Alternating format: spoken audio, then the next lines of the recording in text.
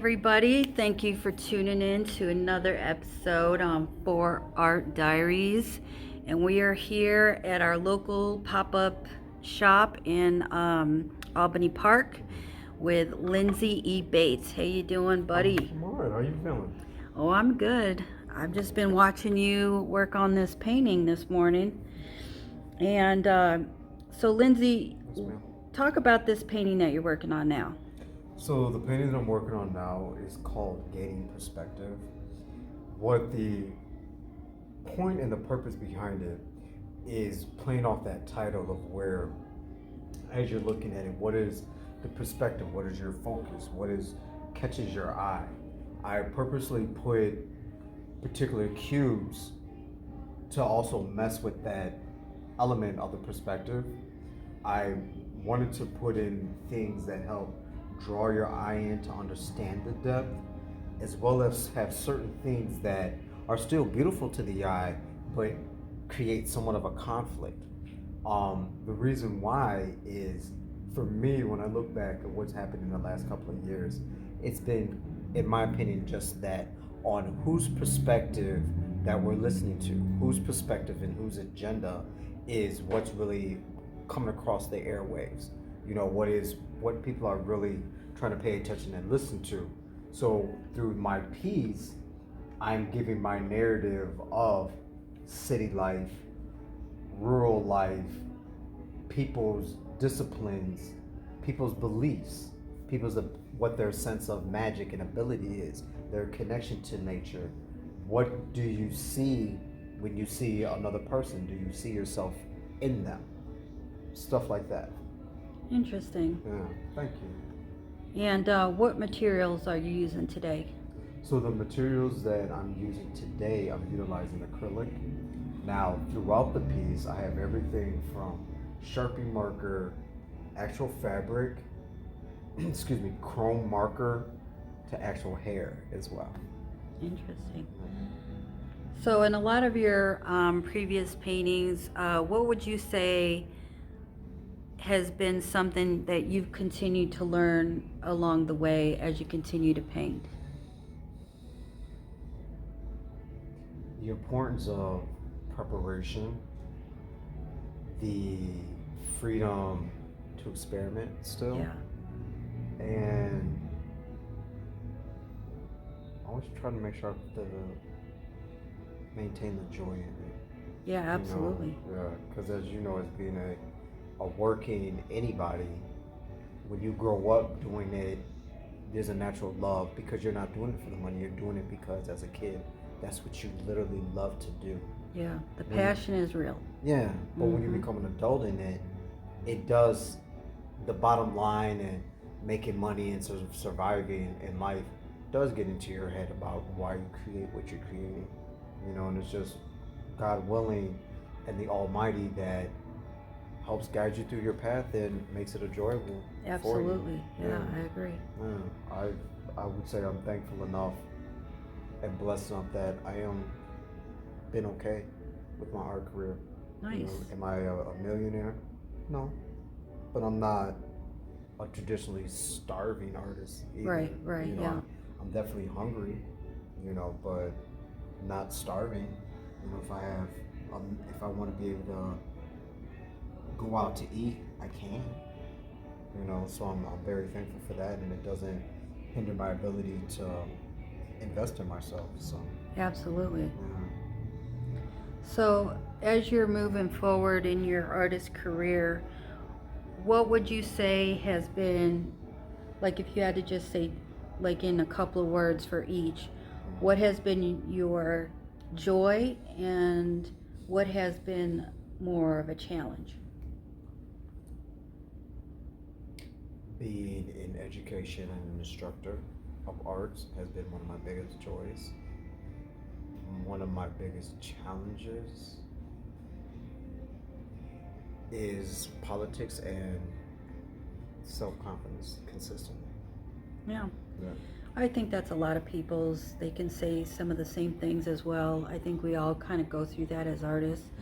I think we're the last ones to really believe in ourselves, no matter how great our art is. we know in our hearts that it is, but it's like every time you're in the midst of a piece, it's hard for you to say that, you know, out loud. But yeah, I definitely can relate to you on that. So, what would you give to upcoming artists as an advice for them moving forward as a beginning artist? Regardless of the realm that you're wanting to get into, stay true to yourself. Learn what is your studio habits, and then work to be consistent with that. In the same day, you're not going to network, produce artwork, do administration work, and accounting work. Right. Not in one day. No. I mean, you can if you want to. Right. I mean, who am I to tell someone what to Well, do? if they're good at multitasking. Right, if they're that good at multitasking, Yeah. yeah. Only reason why I say I suggest not to, from when I listen to certain peers and mentors, it is when we talk about vibes and energy that's draining. You know, and you're literally switching a whole different gear in your mind. Yeah. You know, and again, if you're able to do that, yeah, wonderful. I can one half of my day do production, do networking, and another day is going to be production of both administrative and creative. I am not an individual to want to do all in one day, because I know when I do that, for me, when I then want to get to producing, when I put so much into my networking and in my administration, I don't want to do this because I Right. literally don't have the energy for it. Right. Yeah. No, I get it. Yeah. So basically, schedule your time wisely. That's correct. Right. That's correct. So how long would you say it takes you to create a piece this size? This would typically be anywhere between actually 3 weeks to as long as a year and a half. Yeah. Yeah.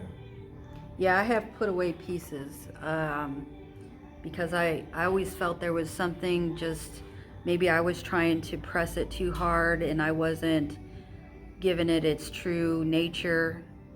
Yes. And so I would put a piece away, and sometimes, yeah, I'd put a piece away for a year or so, pull it back out and see it from fresh eyes and perspective, because I never try to make a piece something that it isn't. But every now and then I call it the mojo. Sometimes I lose my mojo when I'm in the midst of a piece. That's happened with this one. That's exactly what happened with this one, because actually I started this one last year during last year's pop-up. Excuse me. As I was creating it, as you said, feeling like the mojo was gone and there was something that was missing.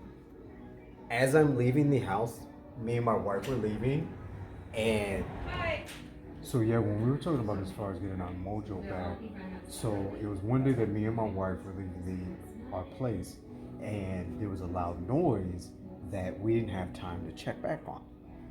So when I get home later on that day from teaching, I literally noticed that my ironing board was right here in this canvas. So again, so we're talking about mojo and listening to the canvas of what will work. As I was looking at it, remember I was saying that it was something was missing to me. There was an element of an illusion that wasn't there. That ironing board coming in here forced me to have to cut this rectangle out and put fabric in there, which then led to another cube here and the rest of the cubes. And that was what was missing. Some simple cubes in contrast and complementary to this wonderful detailed composition. So yeah, and that's what helped get the mojo back for me in this piece. So then now what took me over a year to even conceptualize, I've been knocking out in a month and a half now. Right. And I'll be done in another few days now. You just needed that one little spark of inspiration, and all of a sudden, yeah, that's the same thing with me. Right. I think a lot of artists can relate to it, and it's always good for us here on this channel to talk about the things that, you know, we found challenging, and, you know, it's okay to put a piece away. It's okay to look at it, you know, later on, because we do lose our mojo for whatever reason. I can't say why. I don't think any of us can. It's just it was there one minute and gone the next. Right. But that doesn't make it a bad piece. It just means that, you know, you need to put it away for a little bit and take a look at it again later on. And hopefully that inspiration comes back to you. And a lot of times it's for the betterment, That's you know, correct. I feel. Yeah, Yeah. I agree with you. Well, That's what fantastic. I appreciate you, Lindsey, and, you know, I hope we could do some more videos coming up here this winter. Appreciate that. And thank you guys for watching our channel and, you know, allowing us to talk with you about art and our Yes. challenges and our passion. That's correct. And hopefully that helps you as you move forward in your art journey. Yeah. So thanks again, Lindsey. And Thank you. everybody, please don't forget to like and subscribe. Yep. And we'll talk to you soon. Talk to you soon. Bye.